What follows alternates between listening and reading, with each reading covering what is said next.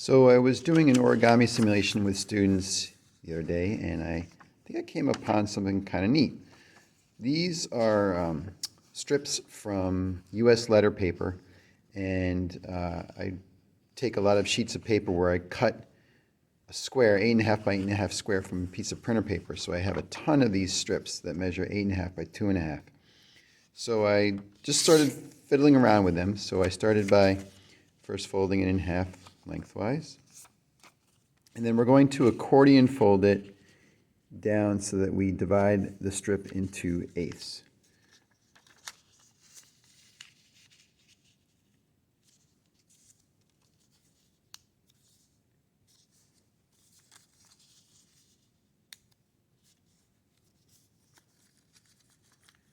All right, so let's see, I might have to reverse some folds here, so let's take care of that.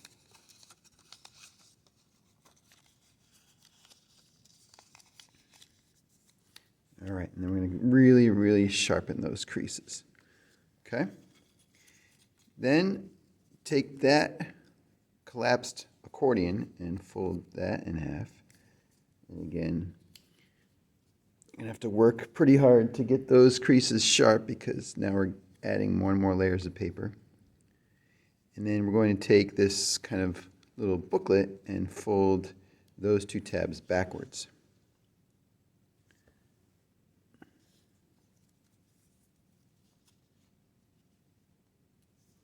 And again, really try and crisp up those creases.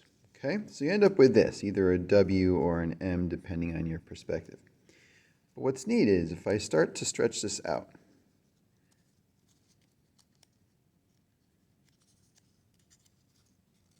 it out.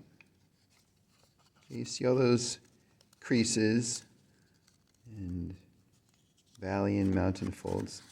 If I pull it apart, watch what happens. Go. Give it a little help.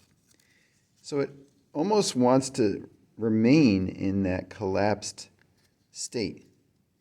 And I find that the more you sort of play with it and, again, really make those creases sharpen, it will return to its state. Here's another one that I made earlier yesterday. I think this one, I kind of let it sit overnight in this form. This one has some really good action. Look at that. It's like a spring. It just recoils back into that shape. Isn't that neat? Love it. So let me know your thoughts and have fun.